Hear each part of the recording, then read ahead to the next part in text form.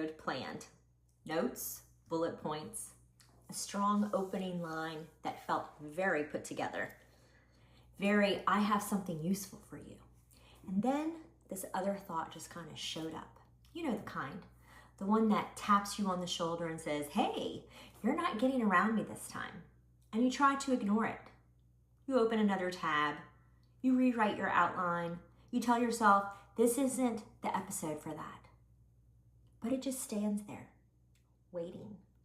So this episode, this is me not dodging it. So let's talk. But first, welcome back. And if you are new here, hi, I am Emily, your host here at This Stage of Life podcast. And I am so honored that you are here. And if you've been here for a while, thank you. You already know I don't always end up where I think I'm going.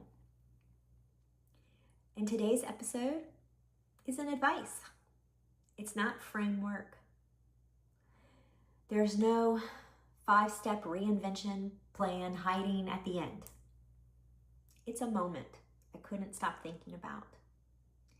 And once it landed, it quietly rearranged a few things inside here. And this hit me on a random morning. I was standing in my closet, kind of a little bit behind on time, coffee half finished, hair still in that in-between stage where it could go either way, and I am surrounded by clothes I technically like. Nothing was wrong with them. They fit, they're fine. Some of them some of them were a little bit probably more expensive than what I normally would spend, which kind of honestly, it made it worse. And I just stood there thinking, who was I buying these for? Not in a body way, not in a I've given up way, not in a dramatic midlife crisis way. It was quieter than that. It was more like these clothes made sense for a version of me that was very clear on who she needed to be. The dependable one, the polished one, the one who had her goals color-coded and her energy aimed in one direction. And suddenly, I realized I've changed, but my closet hasn't caught up yet. And that's when it landed. I wasn't stuck. I was between versions, and no one really talks about how awkward that part is. Because here's what I've noticed next. I am really good at explaining things. I can analyze, I can reframe, I can take a weird feeling and turn it into a lesson with a takeaway and a bow on top. It's one of my strengths. But standing in that closet, there was nothing to explain yet.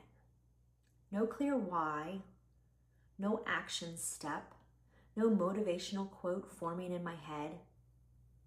Just a quiet, slightly annoying truth tapping me on the shoulder.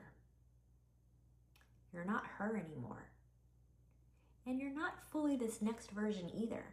And that space, it's uncomfortable. We don't talk about this middle space enough. The part where the old version of you doesn't fit anymore, but the new version hasn't fully arrived. There's no breakdown, no dramatic announcement, no, this is my comeback era post. Just these tiny moments where you think, something's different. You drive home a different way. You stop caring about something that used to matter. You start wanting things you can't quite explain. And if you're not careful, you label that as being lost or stuck or behind. But it's not. It's just the middle. And can we just say it? The middle is awkward. It's trying on identities the way you try on outfits. It's keeping some things, letting go of others, and not having language yet for what you're becoming. I think especially for women in this stage of life, we're so used to being clear about our role, clear about our responsibilities, clear about what we bring to the table. We've been the steady ones, the strong ones, the ones who figure it out. So when we feel undefined, it feels wrong. But maybe it's not wrong. Maybe it's just evolution without a press release. And if something in this episode feels familiar, not loud, not emotional, just true, that's usually the stuff worth listening to. And if you're listening while getting dressed or driving or doing one more thing for someone else, and you've had a moment lately where you thought this used to fit, you're not doing anything wrong. You're not late. You're not failing at reinvention. You're not having a crisis. You're just not who you were. And that's allowed. I think that we were taught that growth looks like confidence, like certainty, like having it figured out, like announcing your next chapter with a perfectly filtered photo. But sometimes growth looks like standing in your closet 10 minutes longer than you planned to. Not because you're lost, but because you're paying attention. And paying attention, that's mature. That's self-trust starting to form in a quieter way. It's not loud ambition. It's not chasing something. It's noticing. And noticing is the beginning of change. And here's the part I didn't plan to say out loud.